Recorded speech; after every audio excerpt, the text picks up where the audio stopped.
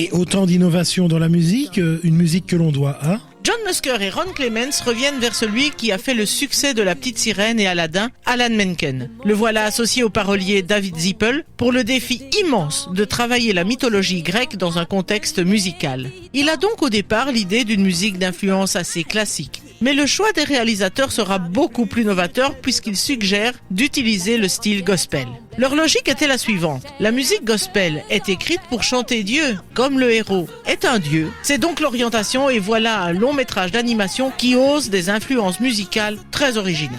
Dont le fameux « De zéro en héros » que chantent les muses. Fameux personnage ces muses. Pas très grec d'ailleurs leur intervention. C'est sûr que ces 5 femmes en tunique, d'apparence afro-américaine, qui sortent d'un vase pour chanter du gospel, ça n'a pas grand-chose de grec. Même leur nombre n'est pas correct. Ces filles de Zeus, déesse des arts et de la culture, devraient être 9. Eh bien Disney n'en a retenu que 5. Calliope, déesse de la poésie, Melpomène de la tragédie, Clio de l'histoire, Terpsichore de la danse et Thalie de la comédie. On pourrait presque dire qu'elle préside toute la fabrication du film, mais il manque la muse de la musique. Oui, enfin, sans vraiment faire partie de l'histoire, elles ont un rôle incroyable. Là, pour le coup, l'influence grecque est bien présente, puisque dans le théâtre antique, des narrateurs racontaient le mythe. Ainsi, le fameux mythe des 12 travaux est en partie raconté dans la chanson De zéro en héros, qui nous montre comment un homme insignifiant conquiert ses galons de héros. Et on peut parler de galons de succès pour la chanson ? Pas vraiment, même si la chanson titre du film sera nommée aux Oscars et aux Golden Globes. Aucun prix ne vient saluer le film qui sera un échec. Sans doute que les libertés prises par Disney étaient